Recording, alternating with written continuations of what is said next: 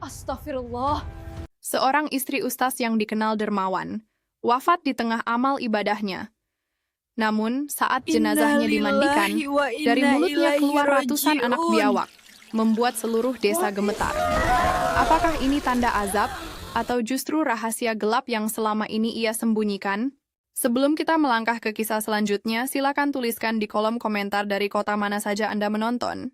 Semoga kebersamaan ini membawa berkah, menjadi pengingat bahwa kita semua adalah saudara yang saling mendoakan dalam kebaikan.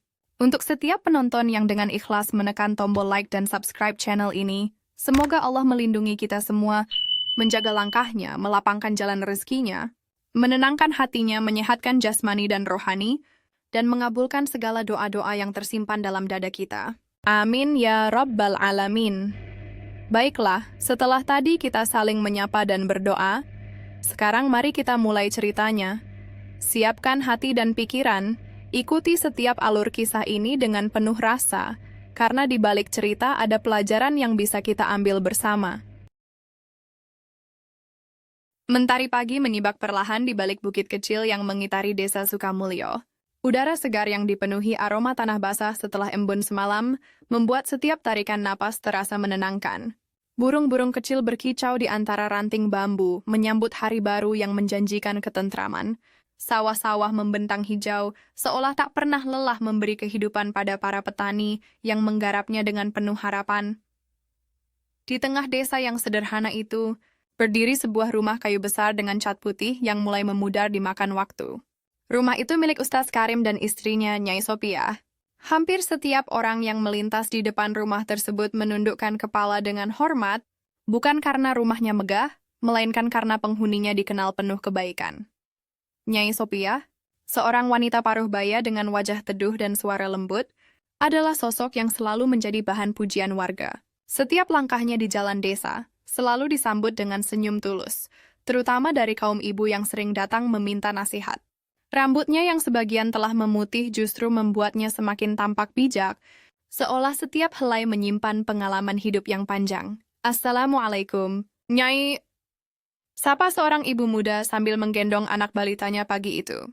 Waalaikumsalam, nak.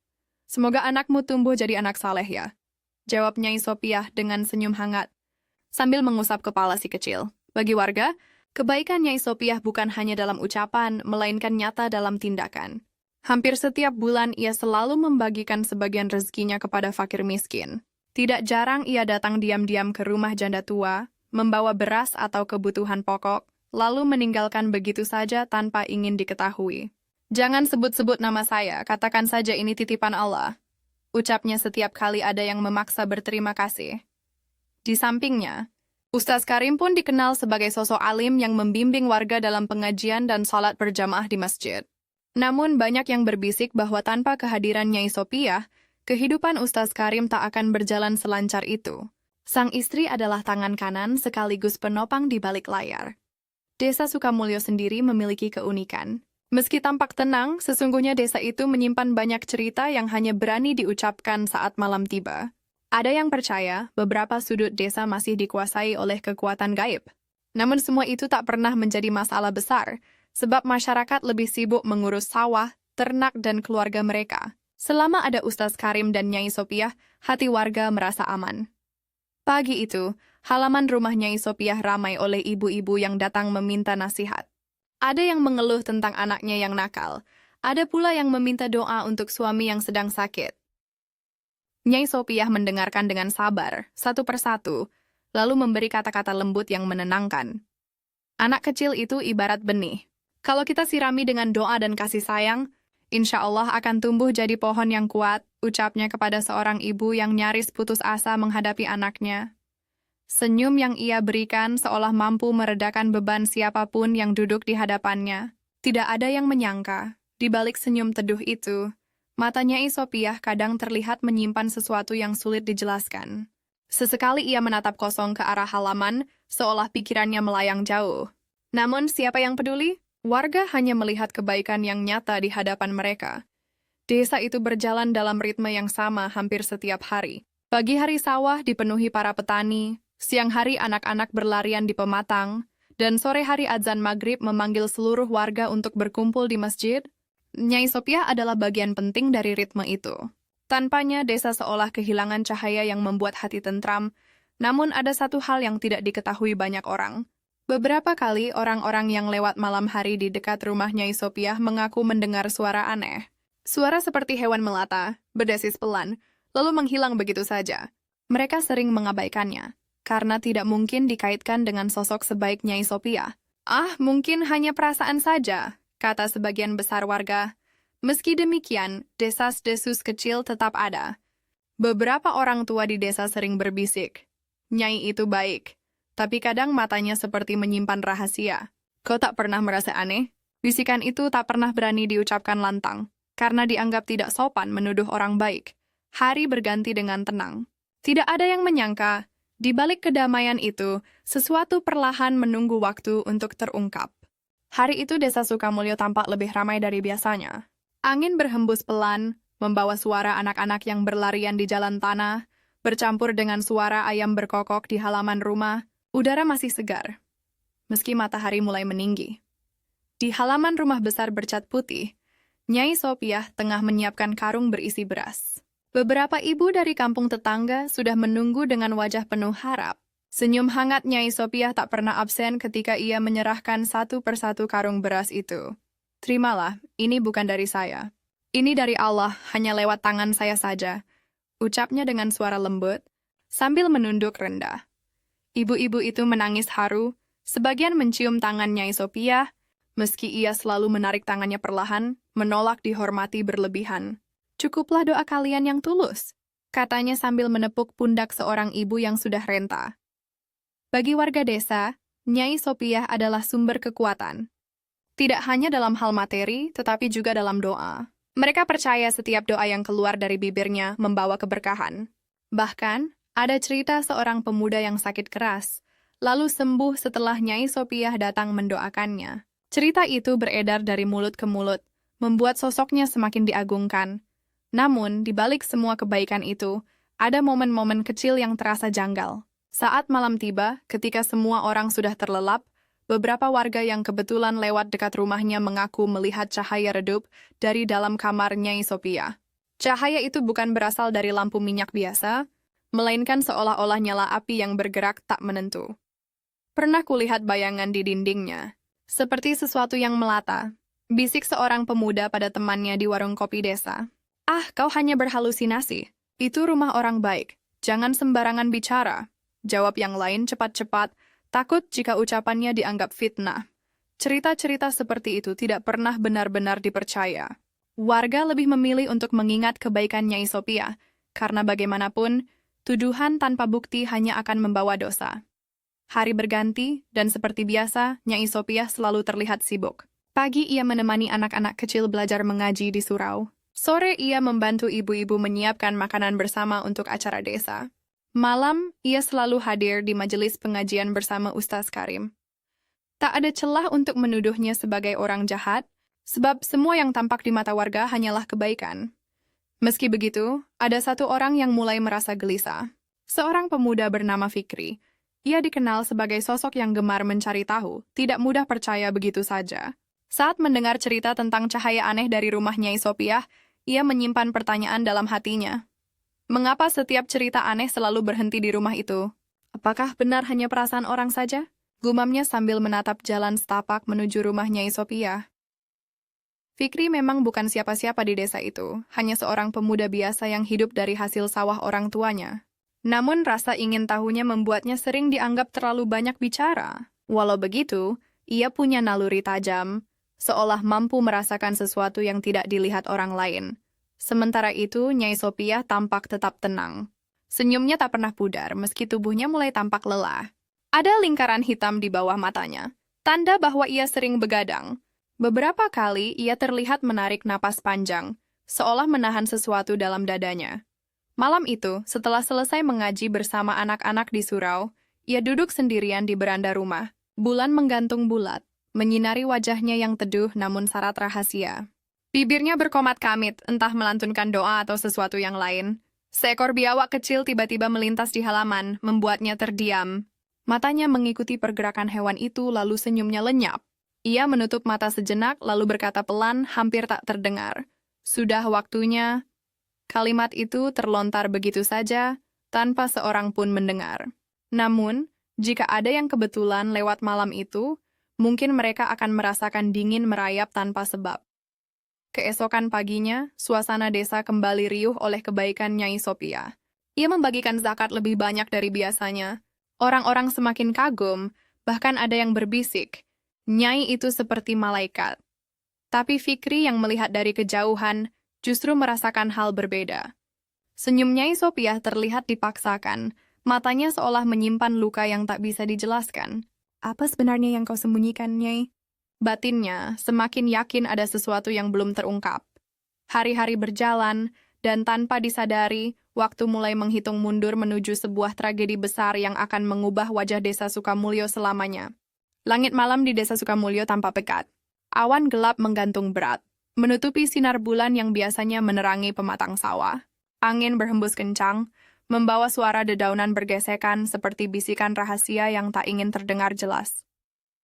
Di warung kopi dekat balai desa, beberapa pemuda duduk melingkar sambil menyeruput kopi panas. Obrolan mereka awalnya ringan, namun perlahan mengarah pada sesuatu yang lebih serius. Aku tadi malam lewat depan rumah Nyai Sophia, ujar salah satu pemuda bernama Wawan, suaranya setengah berbisik. Kenapa memangnya? Sahut temannya dengan nada penasaran. Ada cahaya aneh di kamarnya. Bukan lampu pelita, bukan juga obor. Warnanya hijau berkilat seperti nyala api tapi hidup. Kau tahu, bukan cahaya biasa. Beberapa orang menatapnya tak percaya. Ada yang tertawa kecil, ada yang menggeleng sambil meneguk kopi. Namun, di balik itu semua, rasa ingin tahu muncul di benak mereka. Cerita tentang rumah Nyai Sophia bukan pertama kali terdengar. Selalu ada kisah samar yang muncul, namun cepat hilang tertutup rasa hormat pada sosoknya. Sudahlah, jangan macam-macam. Nyai itu orang baik. Kau mau dapat bala karena fitnah? Potong seorang bapak yang ikut nimbrung, wajahnya serius. Wawan menunduk, merasa salah bicara. Namun Fikri yang duduk di pojok meja hanya terdiam, matanya menatap kosong ke arah jalan desa yang gelap. Hatinya kembali bergolak. Semakin banyak cerita seperti itu ia dengar, semakin kuat keyakinannya bahwa Nyai Sophia menyimpan sesuatu. Malam itu, setelah semua orang pulang, Fikri memutuskan berjalan pulang melewati jalan dekat rumah Nyai Sophia. Angin malam menusuk kulit dan suara jangkrik mendominasi keheningan. Dari kejauhan rumah itu tampak tenang. Tidak ada cahaya aneh, tidak ada suara mencurigakan. Namun langkah Fikri terhenti ketika telinganya menangkap sesuatu, desisan halus seperti suara hewan melata. Jantungnya berdegup kencang. Ia menoleh ke kanan dan kiri, tapi jalan sepi. Suara itu semakin jelas, seolah berasal dari balik dinding rumah Nyai Sophia. Perlahan ia mendekat, napasnya tertahan. Tiba-tiba, dari sela celah pintu yang sedikit terbuka, Fikri melihat sesuatu yang membuatnya merinding. Di dalam rumah, Nyai Sophia duduk di atas tikar, menghadap ke arah yang penuh dengan lilin menyala. Di depannya ada sebuah baskom besar berisi air, dan dari dalam air itu tampak sesuatu bergerak. Seperti ekor hewan, melata perlahan, lalu menghilang. Nyai Sophia menunduk dalam. Bibirnya bergerak cepat, melafalkan sesuatu yang tak terdengar jelas. Fikri menahan napas, tubuhnya gemetar.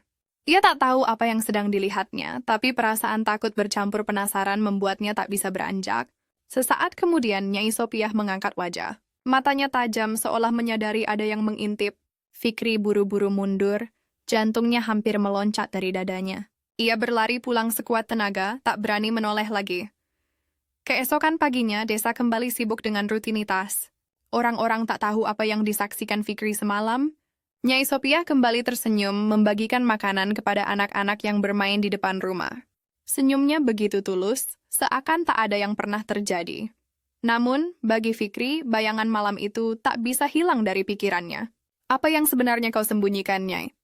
Bisiknya sambil menatap dari kejauhan. Hari itu, menjelang siang, sebuah kejadian kembali membuat warga heboh. Seekor biawak besar tiba-tiba masuk ke halaman masjid. Hewan itu berlari-lari tak tentu arah, membuat anak-anak berteriak ketakutan. Beberapa orang mencoba mengusirnya, tapi biawak itu justru mendekati rumah Nyai Sophia, lalu berhenti di depan pintu. Setelah beberapa detik, hewan itu melata pergi, menghilang di balik semak. Pertanda apa ini? Gumam seorang ibu tua yang melihat langsung. Ah, hanya kebetulan. Jangan dibesar-besarkan. Jawab yang lain, meski raut wajahnya jelas menunjukkan rasa khawatir. Kejadian itu cepat menyebar. Ada yang bilang itu tanda buruk, ada yang menuduh itu sekadar kebetulan. Tapi, dalam hati kecil, sebagian warga mulai merasa tidak tenang. Mereka mulai bertanya-tanya, apakah benar semua kebaikan Nyai Sopiah murni dari hatinya, atau ada sesuatu yang lebih gelap di balik itu? Malam kembali turun. Nyai Sopiah duduk sendirian di beranda rumahnya, menatap langit gelap tanpa bintang. Senyumnya lenyap, berganti wajah murung yang jarang terlihat oleh orang lain. Bibirnya bergerak berbisik lirih, maafkan aku. Aku sudah berusaha menebusnya. Tapi waktu semakin dekat, air matanya jatuh, membasahi pipinya yang mulai keriput.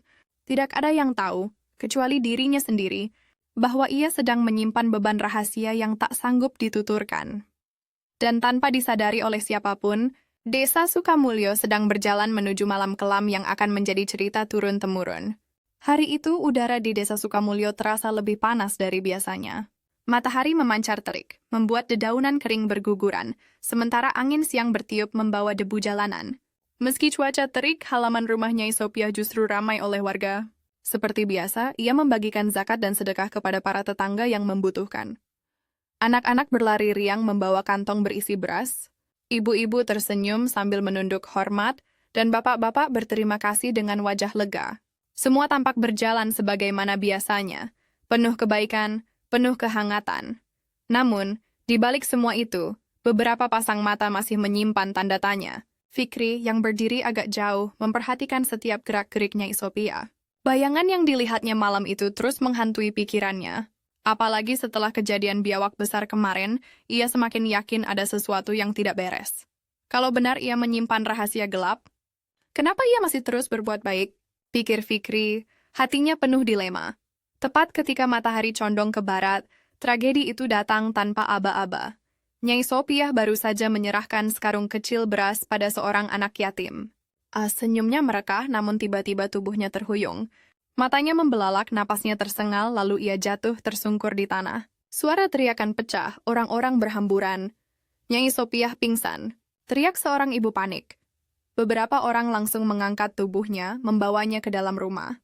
Namun tak butuh waktu lama untuk menyadari bahwa ini bukan sekadar pingsan biasa. Tubuhnya kejang hebat. Mulutnya bergetar seolah ingin mengatakan sesuatu, tapi hanya suara lirih yang keluar.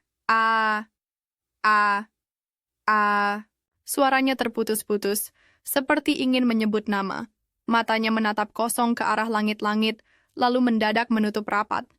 Napas terakhir terhembus meninggalkan keheningan yang mencekam. Nyai Sopiah sudah tiada. Tangisan pecah di dalam rumah. Warga yang memenuhi halaman tak percaya dengan apa yang baru saja terjadi. Seorang perempuan tua yang dikenal bijak menutup wajahnya dengan kain, menangis terseduh-seduh. Namun, bukan hanya kesedihan yang muncul. Di antara tangisan itu, bisik-bisik aneh mulai terdengar. Kenapa meninggalnya aneh begitu? Katanya tadi sempat kejang-kejang.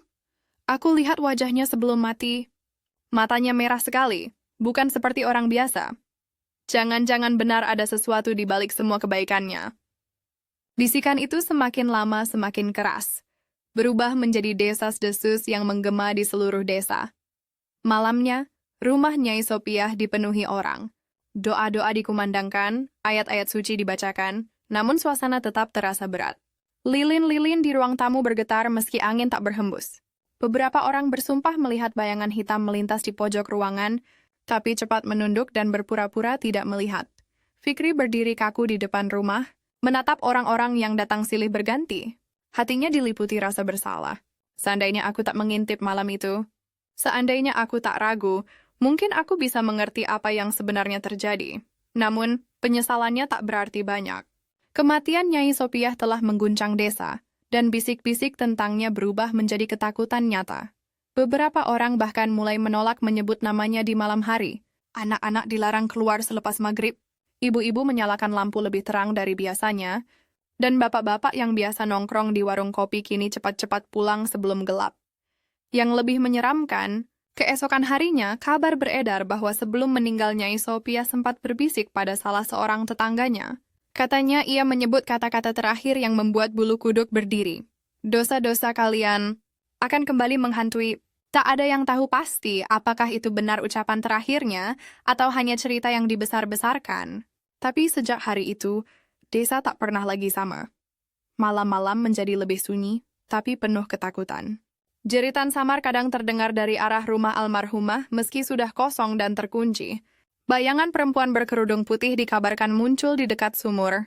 Dan setiap kali angin malam berembus, seolah ada suara lirih yang berbisik di telinga warga. Kalian semua belum termaafkan. Sejak kematian Nyai Sopiah, desa Sukamulyo berubah drastis. Malam yang dulu dipenuhi suara jangkrik dan obrolan ringan di teras rumah kini berganti dengan keheningan yang menyesakan. Pintu-pintu rumah dikunci lebih awal, lampu-lampu dinyalakan sepanjang malam, dan anak-anak tak lagi berani bermain sampai larut. Namun teror itu tak berhenti hanya pada rasa takut.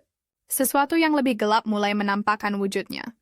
Malam itu, Sarman, seorang lelaki paruh baya yang tinggal tak jauh dari rumah almarhumah, duduk di beranda rumahnya.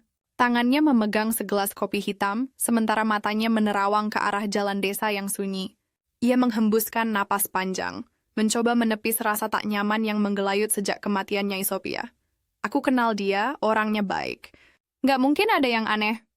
Gumamnya, mencoba menenangkan diri, namun tiba-tiba telinganya menangkap suara aneh. Suara berdesis, lirih, seperti sesuatu yang merayap di atas tanah.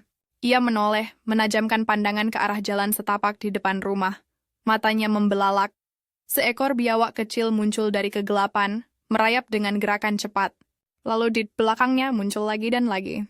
Dalam hitungan detik, puluhan biawak kecil memenuhi jalan desa, bergerak ke satu arah, menuju rumah kosong milik Nyai Sopiah.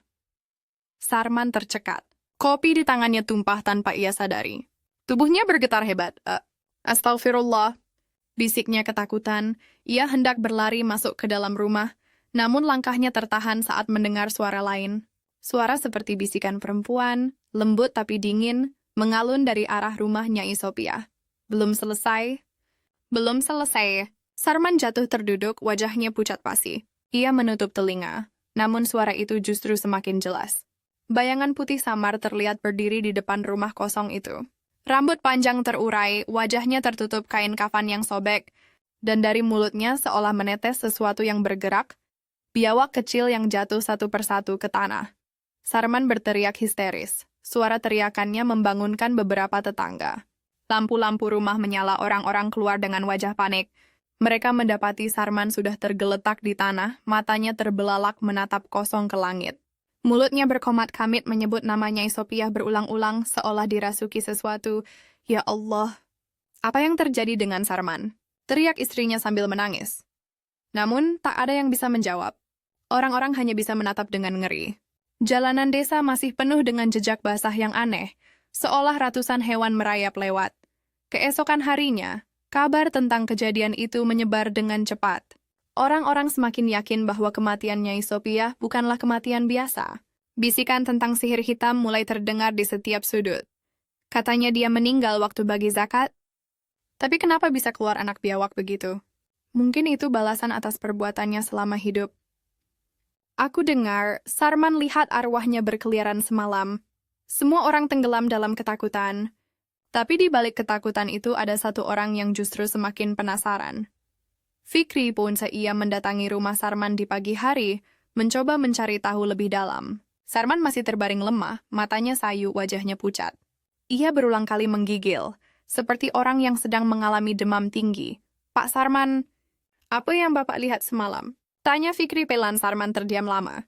Matanya menatap kosong ke arah jendela, lalu dengan suara serak ia menjawab, Dia berdiri di depan rumahnya, wajahnya tertutup kain putih. Dan dari mulutnya, biawak banyak sekali. Suaranya pecah, tubuhnya gemetar hebat. Istrinya segera menenangkan, sementara Fikri hanya bisa terdiam, hatinya bergetar. Bayangan malam ketika ia mengintip di rumah Nyai Sopiah kembali muncul. Semua yang dilihat Sarman terasa terlalu mirip dengan apa yang ia saksikan sebelumnya. Seolah-olah arwah Nyai Sopiah masih berkeliaran, membawa rahasia yang belum terungkap. Sejak malam itu, teror semakin menjadi. Suara ketukan pintu terdengar di rumah-rumah saat tengah malam. Namun ketika dibuka, tak ada siapa-siapa. Anak-anak menangis ketakutan melihat sosok perempuan berkerudung putih berdiri di halaman. Bahkan ada yang bersumpah mendengar suara Nyai Sopiah memanggil namanya dengan lirih. Desa Sukamulyo resmi berubah menjadi tempat yang dihantui. Namun bagi Fikri, semua ini bukanlah akhir. Ia yakin ada sesuatu yang lebih besar di balik semua kejadian ini. Sesuatu yang harus ia temukan sebelum seluruh desa tenggelam dalam teror tanpa akhir. Dan malam berikutnya, ia bertekad untuk kembali ke rumah kosong Nyai Sophia. Kali ini bukan hanya untuk mengintip, tapi untuk mencari kebenaran. Malam itu, bulan menggantung pucat di atas langit desa Sukamulyo. Angin bertiup lirih, membawa aroma tanah basah yang bercampur dengan bau anyir tak jelas asalnya. Rumah Nyai Sophia berdiri bisu di ujung jalan desa, temboknya yang kusam tampak lebih kelam dibandingkan malam di sekitarnya.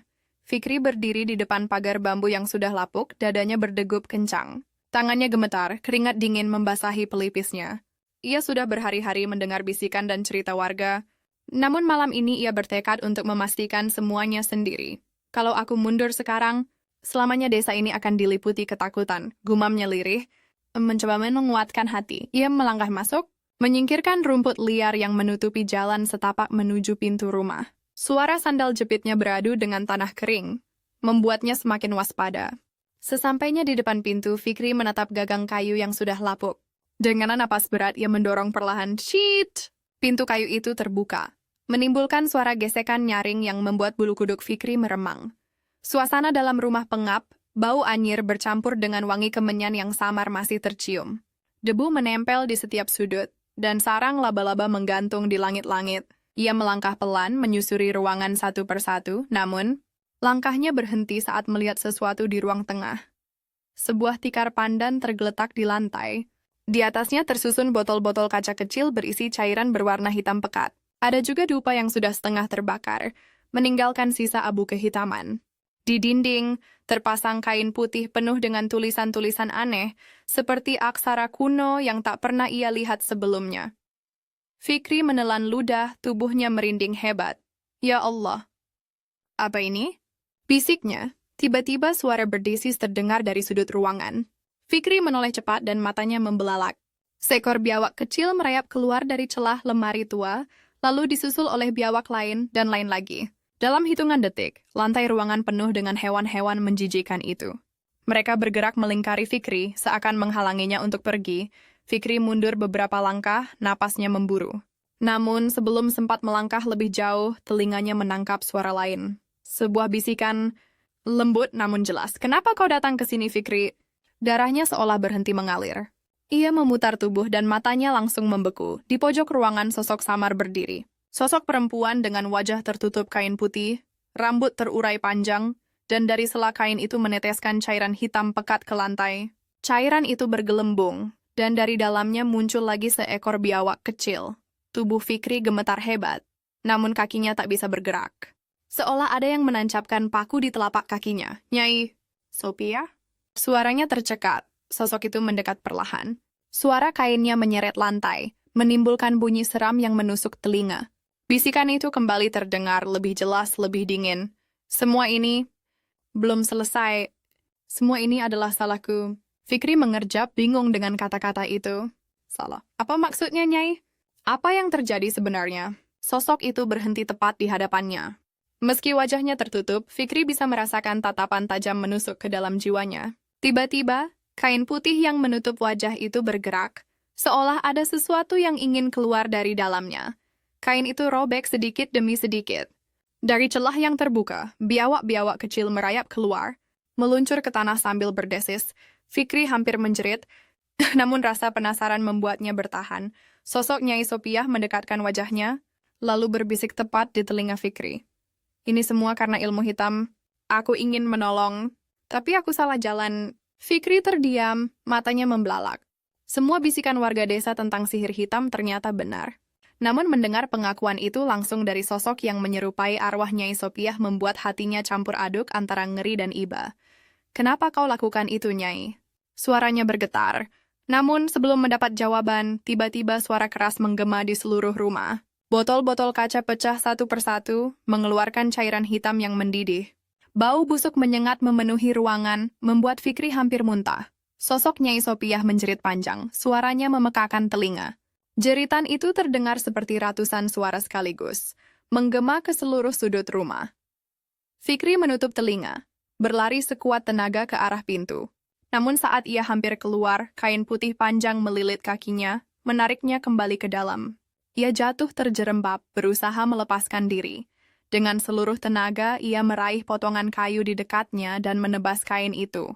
Lilitan terlepas, dan ia berhasil kabur keluar rumah. Nafasnya tersengal, jantungnya berdetak sekeras gendang perang. Dari luar, ia menoleh ke arah rumah. Dari jendela yang pecah, tampak bayangan sosok perempuan itu masih berdiri, menatapnya. Fikri, "Jangan kau buka rahasiaku." Bisikannya terdengar lagi, meski dari kejauhan Fikri tertegun. Ia tahu, rahasia ini terlalu besar untuk ia simpan sendiri. Namun jika ia mengungkapkannya, apakah desa akan sanggup menerima kenyataan bahwa Nyai Sopiah, yang selama ini mereka hormati ternyata menyimpan kegelapan? Sejak malam itu, hidup Fikri tak pernah lagi sama. Bayangan sosok Nyai Sopiah dengan wajah tertutup kain putih terus menghantui tidurnya. Setiap kali ia memejamkan mata, ia seakan kembali berada di dalam rumah tua yang pengap, mendengar suara botol pecah, bisikan aneh, dan jeritan memekakkan telinga. Namun yang lebih menakutkan, teror itu kini tak hanya menghantui dirinya seorang.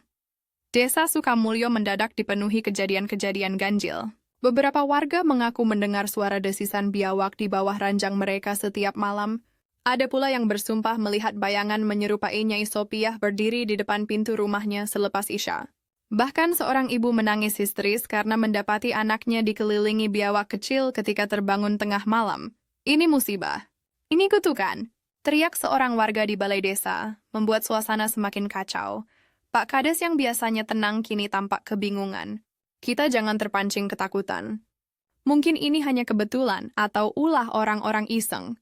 Namun kata-kata itu tak mampu meredam keresahan. Setiap malam, semakin banyak warga yang melapor mengalami kejadian aneh. Suasana desa yang biasanya damai berubah mencekam.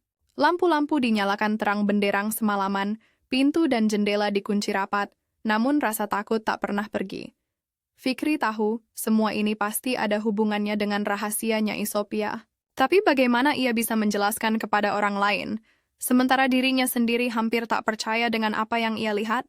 Malam itu ia memberanikan diri menemui Kiai Halim, guru ngaji tua yang dihormati warga. "Kiai, saya harus cerita sesuatu," kata Fikri dengan suara bergetar. Di serambi rumah kayu sederhana, Fikri menceritakan semua. Bagaimana ia masuk ke rumah Nyai Sopiah, botol-botol berisi cairan hitam, tulisan-tulisan aneh, biawak-biawak yang keluar, hingga pertemuannya dengan sosok menyerupai almarhumah.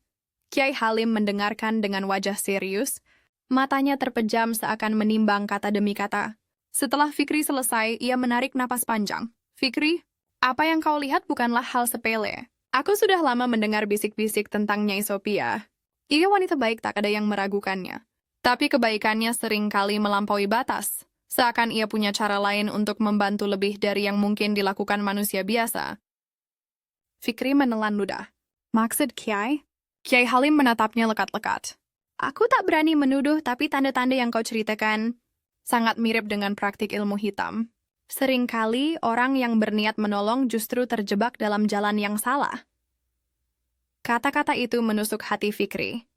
Ia teringat jelas bisikan arwah Nyai Sopiah. "Aku ingin menolong, tapi aku salah jalan." Namun sebelum ia sempat menanggapi, suara teriakan mengguncang malam. Suara itu datang dari arah ladang dekat desa. Fikri dan Kiai Halim bergegas keluar, bersama warga lain yang panik. Di tengah ladang, mereka menemukan seorang pemuda tergeletak, tubuhnya penuh luka cakaran. Di sekelilingnya, tanah basah dipenuhi jejak kaki aneh. Bukan manusia, bukan hewan biasa, melainkan jejak panjang bersisik seperti ekor reptil. "Astagfirullah. Ini biawak raksasa," teriak salah seorang warga. Pemuda itu masih hidup, tapi wajahnya pucat pasi, matanya kosong seakan melihat sesuatu yang tak terlihat oleh orang lain. Dengan suara lirih ia hanya mampu mengucapkan, "Dia datang lagi." Sebelum pingsan, ketegangan desa pun memuncak. Malam itu tak ada seorang pun yang berani tidur.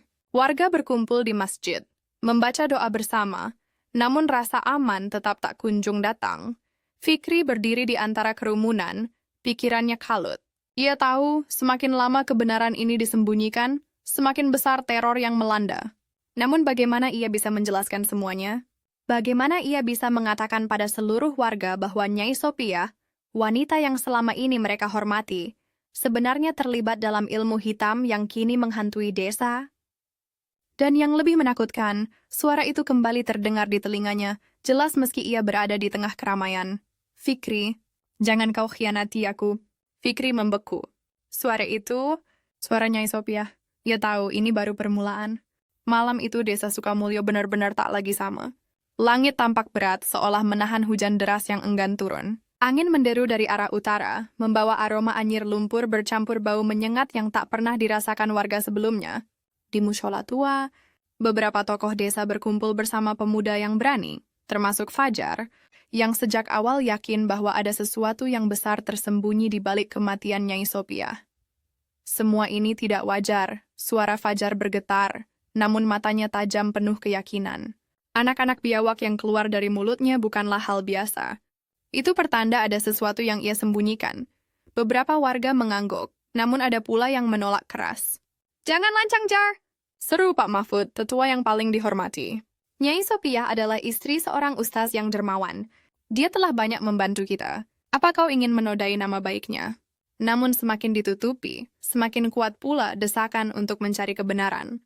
Fajar menatap para warga, lalu berkata pelan, "Justru karena beliau begitu dihormati, kita harus tahu apa yang sebenarnya terjadi. Kalau tidak, desa ini tidak akan pernah tenang." Keesokan harinya, Fajar bersama beberapa pemuda memberanikan diri menyusuri rumah peninggalan Nyai Sophia. Rumah itu tampak sunyi, jendelanya tertutup rapat seakan menyembunyikan sesuatu di dalamnya. Begitu pintu tua itu dibuka, bau anyir kembali menusuk hidung mereka, lebih pekat dari sebelumnya. Di ruang tengah, mereka menemukan sesuatu yang membuat bulu kuduk merinding. Rak-rak tua berdebu dipenuhi botol kaca berisi cairan hitam pekat. Beberapa di antaranya masih bergerak seakan ada sesuatu yang hidup di dalamnya. Di pojok ruangan terdapat kotak kayu berukir aneh yang tak pernah mereka lihat sebelumnya. Ini, apa sih caranya? Bisik salah seorang pemuda dengan suara gemetar. Saat Fajar membuka kotak itu, sebuah gulungan kain hitam terjatuh. Di dalamnya terdapat jimat, tulang kecil yang dililit benang merah, dan lembaran kertas bertuliskan aksara yang tak dapat mereka baca.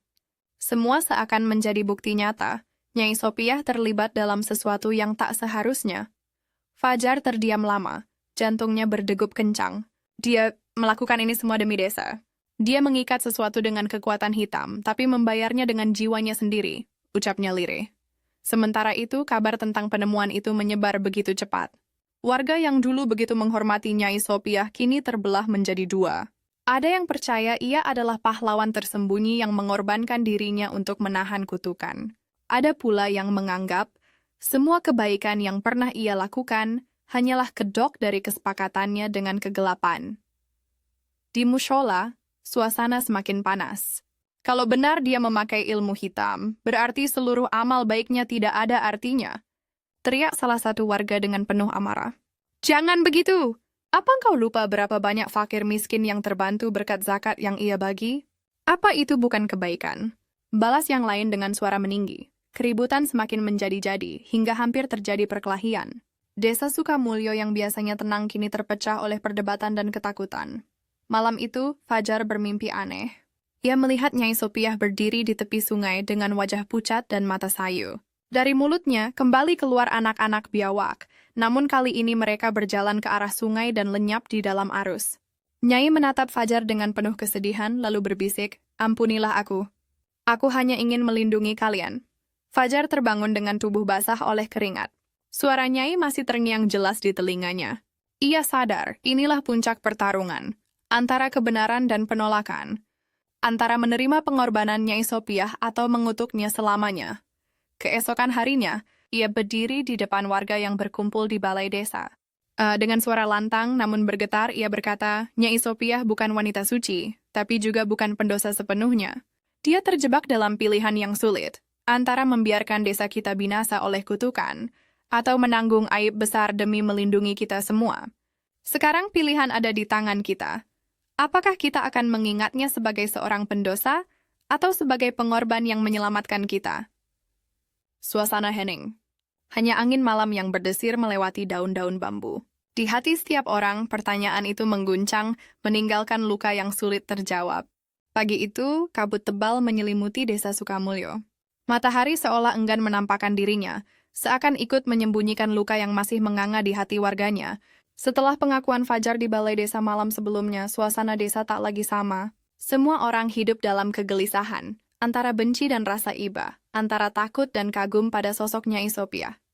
Beberapa orang mulai menjauh dari keluarga Ustaz Karim, suami almarhumah. Ada yang menuduh, ada pula yang berbisik-bisik di belakang, seakan dosa Nyai Sopiah otomatis melekat pada keluarganya. Namun, tak sedikit juga yang justru semakin bersimpati, menganggap keluarga itu adalah korban dari beban rahasia besar. Di rumah duka, Ustaz Karim duduk sendirian. Jubah putihnya kini terlihat lusuh. Matanya sembab karena terlalu sering menangis. Sesekali ia menunduk, menggenggam tasbih dengan gemetar. Fajar memberanikan diri datang menghampirinya. "Ustaz," suara Fajar pelan, penuh hormat. "Saya minta maaf. Karena saya yang mengungkap semua ini." Ustaz Karim menatapnya lama, sebelum akhirnya berkata lirih, "Nak, kau tidak salah. Kebenaran memang harus muncul, meski rasanya perih. Aku yang bersalah. Karena selama ini aku menutup mata. Aku tahu ada yang berbeda dengan Sopiah, tapi aku memilih diam, berharap semua baik-baik saja." Air mata kembali jatuh dari wajah tuanya. "Aku suaminya, tapi aku bahkan tidak bisa melindunginya dari dirinya sendiri." Bisiknya penuh penyesalan. Hari-hari berikutnya, desa menjadi medan pertentangan. Sebagian warga mendesak agar segala peninggalan Nyai Sopiah dimusnahkan. Jimat, botol, serta kotak kayu yang mereka temukan. Mereka takut benda-benda itu membawa malapetaka baru. Namun ada juga yang menolak, percaya bahwa benda itu justru kunci untuk memahami kutukan yang pernah mengikat desa. "Kalau kita hancurkan, bagaimana kalau kutukannya kembali bangkit?" kata seorang pemuda.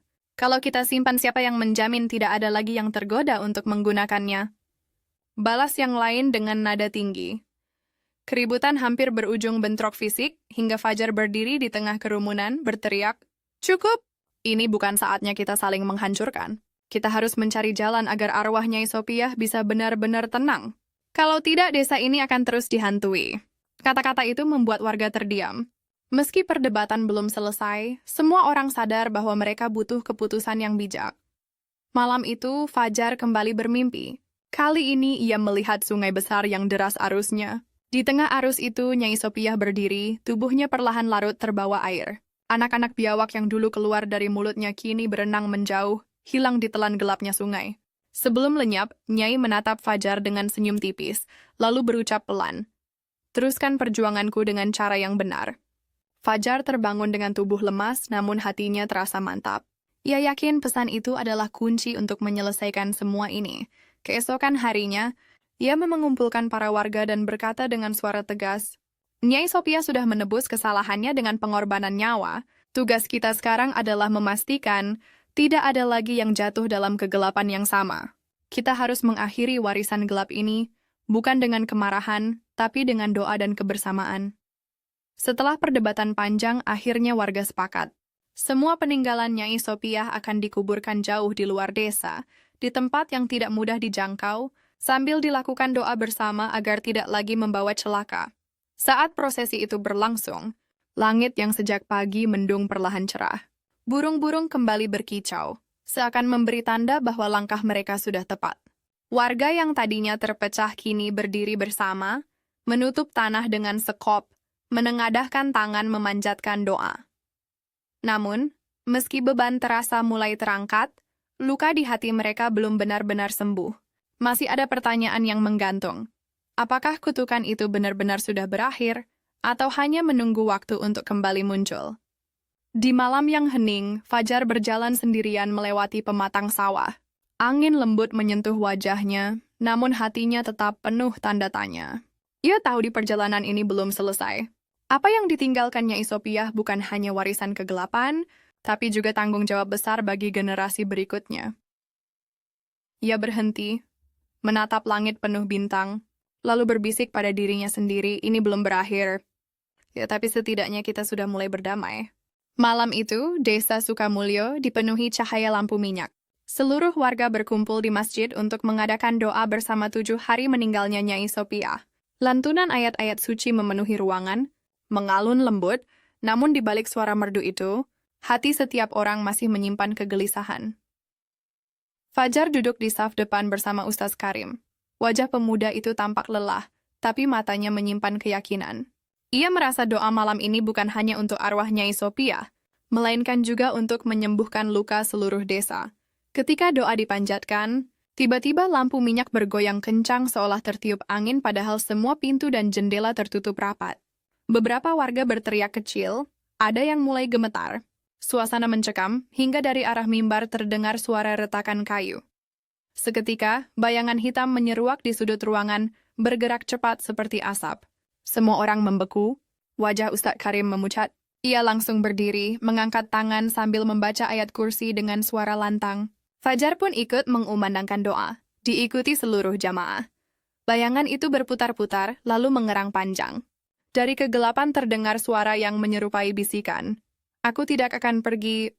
Ini belum selesai. Namun, semakin keras doa dilantunkan, semakin lemah suara itu terdengar.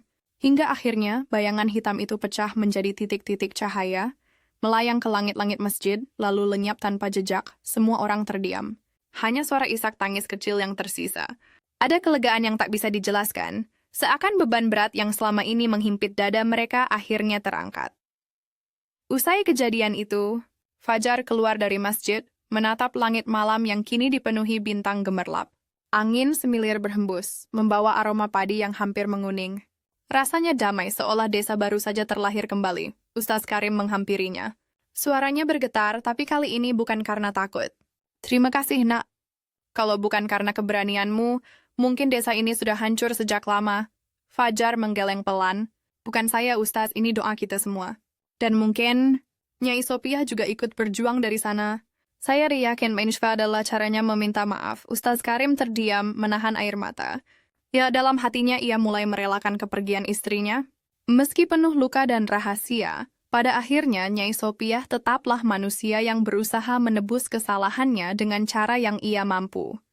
Hari-hari berikutnya, desa perlahan kembali normal. Sawah hijau kembali ramai, anak-anak berlarian di pematang, dan pasar desa kembali dipenuhi suara riang tawar-menawar. Meski kenangan kelam itu tak mungkin dilupakan, warga sepakat untuk menjadikannya pelajaran.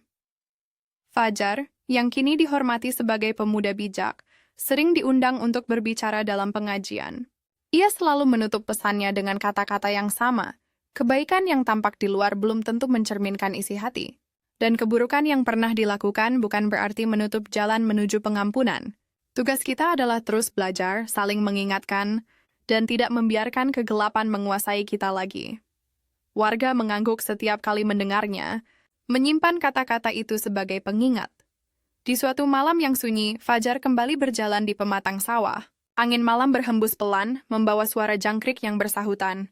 Ia berhenti sejenak menatap langit, di antara bintang-bintang. Ia seolah melihat siluet Nyai Sophia tersenyum tipis, lalu perlahan menghilang. Fajar menunduk, tersenyum kecil sambil berbisik, "Tenanglah di sana. Nyai, kami akan menjaga desa ini tanpa kegelapan lagi." Langkahnya kemudian menyusuri jalan tanah, meninggalkan jejak yang akan selalu diingat. Jejak seorang pemuda yang berani membuka rahasia, menyingkap kegelapan, dan mengubahnya menjadi cahaya bagi desanya. Itulah akhir dari cerita hari ini. Semoga kisah tadi menjadi pelajaran hidup. Sebelum video ini ditutup, kalau kalian suka silakan bagikan ke teman-teman, dan pastikan sudah subscribe channel ini supaya kalian tidak ketinggalan cerita-cerita menarik dan penuh makna lainnya. Terima kasih banyak atas waktunya.